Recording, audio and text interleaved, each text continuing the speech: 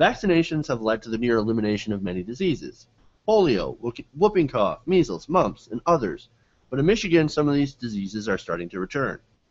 Why? Well, it's because Michigan is now the 4th highest state for kids being able to get exempted from being vaccinated from either religious or a personal exemption. Now, Vermont, Idaho, and Oregon joined Michigan in not only having a lot of exemptions, but even more so than Michigan. Now, this is kind of fascinating. South Carolina, Mississippi, and West Virginia don't even keep track of immunization data. So they don't even know what the hell is going on in their state. Fascinating. Well, so how bad is it in Michigan, my home state? Well, according to local data from MLive, less than 72% of young children and 63% of teenagers are immunized, according to the Michigan State Medical Society. Now, most of those getting waivers are doing so because in Michigan it's incredibly easy to get a waiver. Michigan is one of the few states that allow waivers based on philosophical ideas. If your philosophy is that I don't want to get my kids to be vaccinated, I can just claim that philosophical exemption, and my kids will be exempt from vaccines. Now, parents, what are some of these philosophical ideas? Well, some of those are skepticism that vaccines are essential. There also is fear that they carry their own risk, or believe that older vaccines, they believe in older vaccines, but they question some of the newer shots. And, of course, we have some of those from the far left and far right that believe in crazy, crazy things. A good example is Jenny McCarthy, and those who listened to her when she blamed vaccines for her son's autism. Now, she bases that assumption off a 1998 British study that was later retracted and deemed fraudulent. Nonetheless, this claim of autism still exists. Now, there are people on the right that think that this is some sort of government plot. But there's also people on the right, speaking of people on the right, Michelle Bachmann claims that the HPV vaccine causes mental retardation. But once again, there's absolutely zero scientific evidence that backs that claim up. Unless, of course, Michelle Bachmann got that vaccine. Then we have evidence that backs that up. Or she's just stupid. I think I'll go for the latter. Another common criticism of some of these vaccines is some of the stuff that's in it, including mercury, which has actually been eliminated from most vaccines all the way back in 1999. So they don't even have a lot of mercury. And besides, we're surrounded by mercury all the time in very, very small amounts of mercury. You would have to literally not be on Earth to get away from mercury. So let's just get that fact established right Their argument is that you're injecting it into a baby's body, right? And that's their thing, right? That it's like, oh, it's the mercury that's being injected when your blood-brain barriers and all the way formed. Like, I've heard a lot of these. No. But the fact that most of these vaccines have eliminated mercury from their cocktails, that doesn't really hold a lot of weight. And, of course, there's the aluminum argument. Apparently, the amount of aluminum in vaccines is actually less than is present in breast milk or formula or even soy formula. Sorry, soy people. You still have aluminum. You're still giving aluminum to your babies. So those are just some of the nonsensical arguments that we come across. But I want to get your thoughts on this debate and whether or not Michigan, the bill in Michigan, should reduce the amount of exemptions that you can get. Sean, I know you're ready to go. The answer is, and I believe that vaccines are fine for the most part. Like, I don't think they're bad or anything like that. Like, there's certain ones that I think don't make sense to, like, don't really make sense that you don't necessarily need. Like, if you get vaccinated for a blood-borne illness, like, that's a more optional one, like, that I would maybe think about not getting. But all in all, I think that they shouldn't close the exemptions. Like, it's not conducive to a free society for the government to mandate that they stick a needle in your kid's arm and inject something to prevent them from possibly getting sick. Like a vaccine, I distinguished it from the last story. It's a preventative measure, and to me, that's perfectly optional. And I hear about the herd vaccine thing and all that. Well, if you're herd immunity. yeah, that's nice and that's lovely, but that doesn't give the government the right to violate the individual rights of the parents and that choice over their children. Like it's not the same thing as refusing treatment. It's a preventative measure, and I don't think. And if your kid's vaccinated, then just shut the fuck up. I mean, I remember when I was in school, and my parents are not anti-vaccine. My parents both work in the medical field. And I missed my hepatitis shot, which is one of the ones that don't make sense to be mandated because it's a bloodborne illness. And they put me in a room with all the kids who didn't get the shot.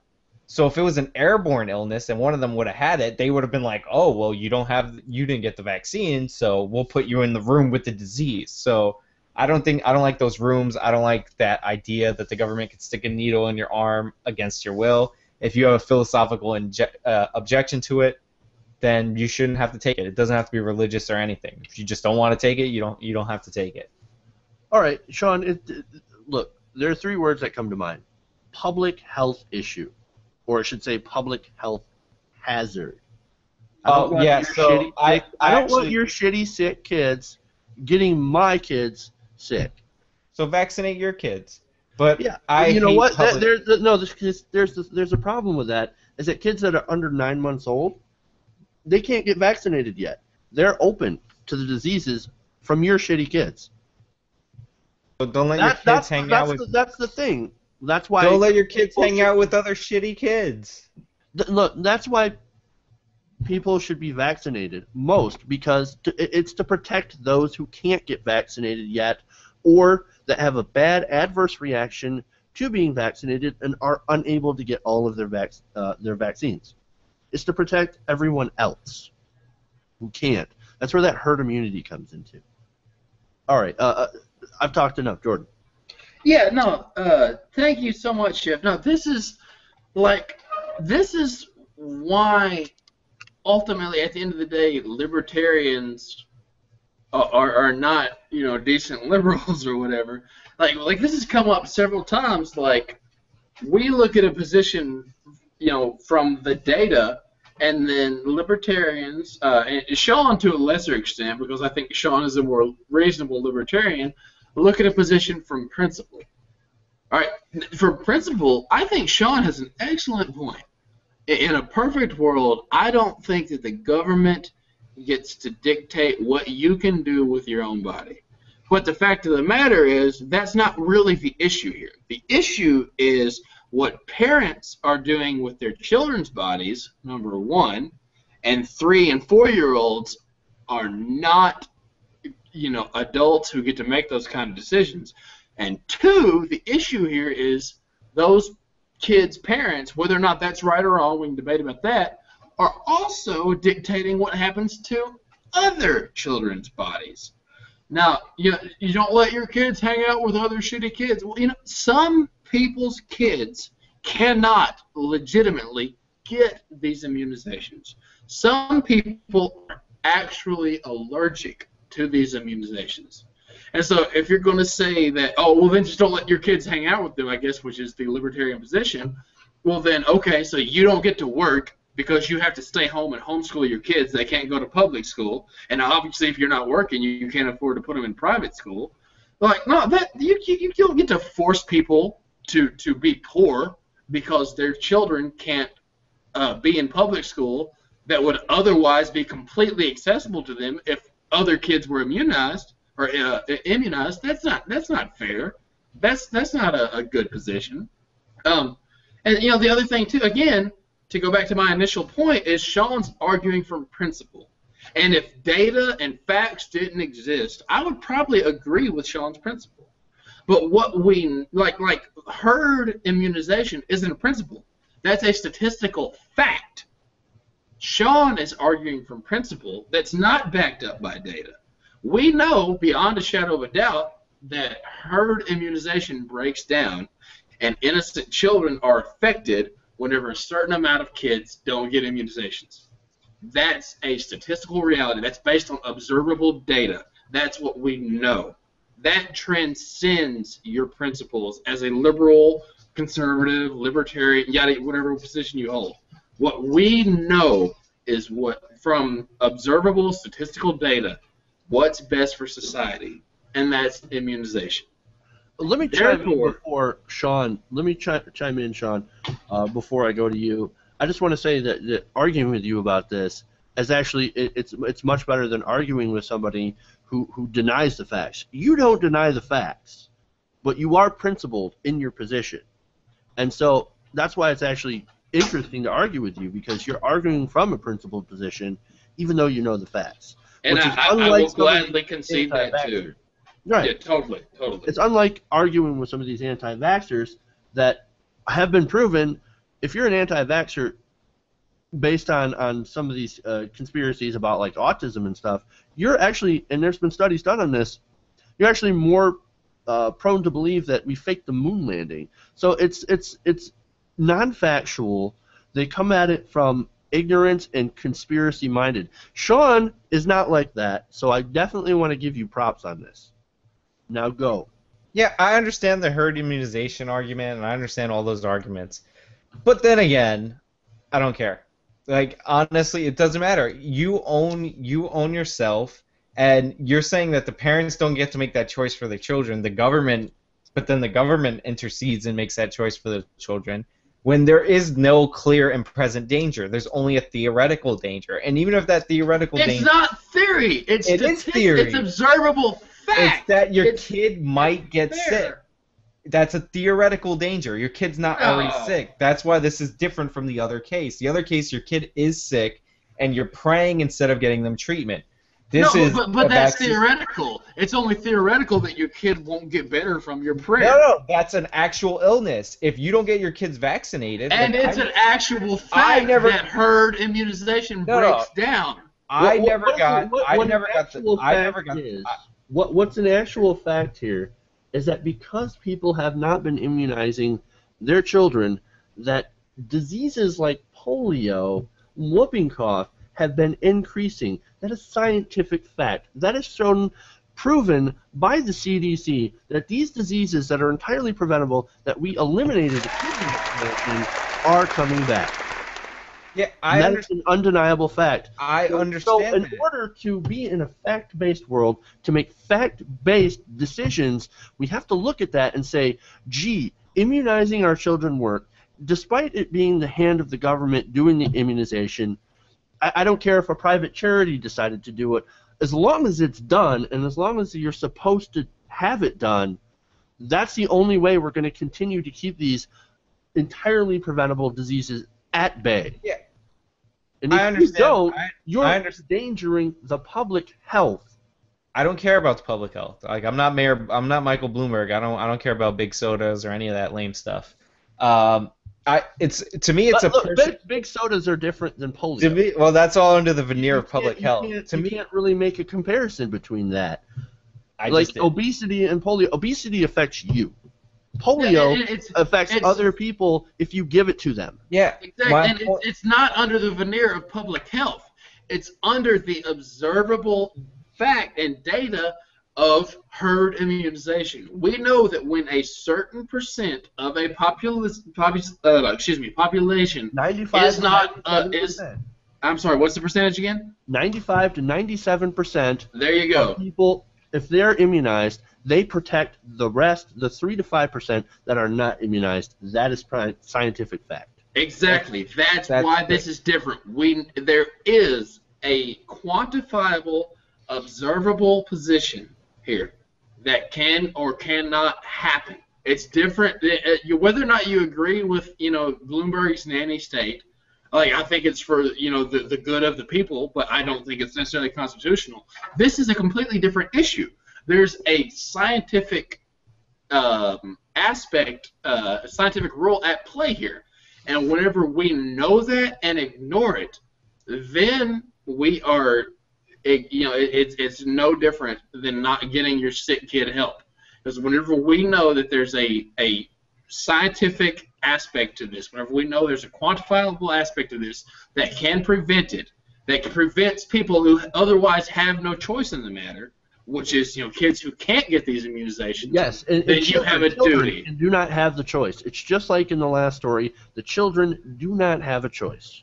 Yeah, but you're offering to take away the choice from the parents anyway. Like, this issue is very simple. Can the government force a needle into your child's arm without your consent? If there is no automatic danger, like I said, there's not. But there is automatic danger when immunization drops below a certain percent. Wow, that's it amazing. Breaks down. That's not a chance. That's a statistical fact. There is not, a statistical fact, but there is not a 100% chance that if you don't get vaccinated for the measles, that you'll get the measles. Is what I'm saying. So it's a risk. So because something doesn't work 100%. We should not be able to use it. No. Sean, guess what? There's not 100% chance if you don't see a doctor because you're sick, you're going to die. That doesn't make faith healing okay. It's the exact same principle. That depends on the illness. And again, not being vaccinated is not the same thing as being sick. Not being vaccinated increases your chances of being sick. There's a difference.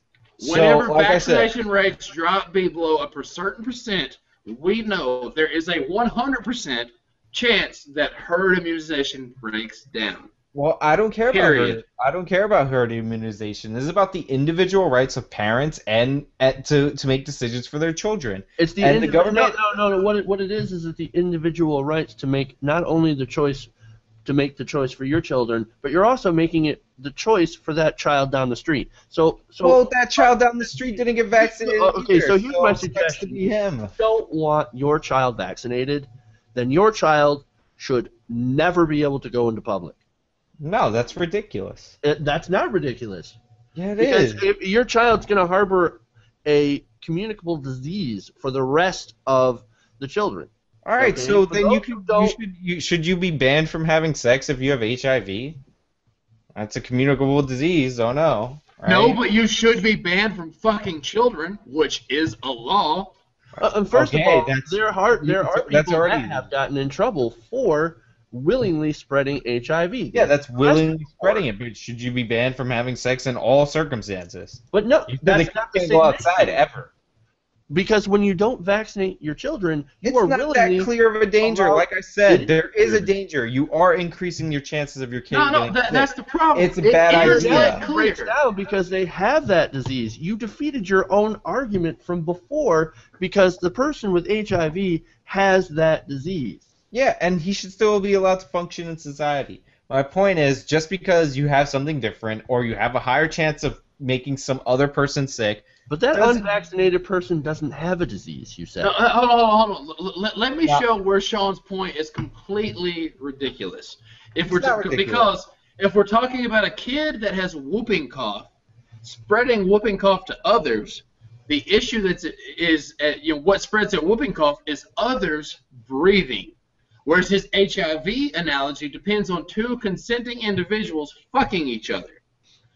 Guess what? If you have whooping cough and you go into a group of people, they don't get to decide whether or not they get to breathe around you. They have to breathe around you or else they die. Not that if you don't have whooping cough. Jeff says if you don't get vaccinated, your kid shouldn't be allowed outside. He should be a prisoner inside his home. That's a ridiculous statement, and that's what I was replying to. Yes, that's a ridiculous statement because everyone should be vaccinated and be around to be each other. Well, like I said, everybody should be vaccinated is not the same thing as saying that the government should mandate that everybody... that it's illegal not to get your kid vaccinated. But Sean, this isn't a matter. Again, you're treating this like a matter of principle, and it's a matter of personal freedom. It's a matter of observable data. We know the percentage at which herd mentality or herd immunization break down. It's not a matter of principle. It's a matter of scientific fact. They can't force you to take preventative measures. Like, no, that's not how it works. Then they can't force you to take your kids to the hospital when that's not a preventative measure. That is a clear present danger. You're preventing your kids from dying. You're That is preventing a your clear kids from and present dying. danger to that specific All child. right, And so all is right. herd immunization, because when we know Don't when care. it breaks down, that's All a right, clear and present I'm talking about danger to one the rest of the herd. child Okay, at a okay, time. okay. All right. Not cows. So we're not obviously we're not going to come to a consensus on this. However, the court of TYT Community is 2-1. Sean, you lose. Well, Dan would be on my because of side numbers. if he was here, but he walked out. For the So- record, Dan would be on my side if he was here and We dropped don't out. know. We don't know that. But that being said, you should get your kids vaccinated. It's really dumb for you not to. I just don't think that the government can force you to do so legally, constitutionally, and morally. And herd immunization, getting kids sick, all that, don't care. Like, to me, it's a personal freedom issue, and it's that simple. If you allow the government to stick needles in your arms, then they could basically do anything to you. Slippery slope notwithstanding, there are, of course, the valid principle points. If you're arguing from principle, I suppose that makes a sense in a principled manner. At least you're principled, but disagree. The court finds you. The court votes against you. 2-1. Sad day for you. TYT Community Court has spoken. Yeah, but I only go away if 95% of the court, not 2/3, votes against me. So, Oh. all right. Well, Sean, we all know how you do with data versus principles, so nobody cares what you say. All right. Hey, if you enjoyed this clip, make sure to like and leave a comment below, or even share. Sharing is caring. If you want to see more TYT Nation videos, go to our YouTube channel, youtube.com/TYT Nation. Thank you for watching.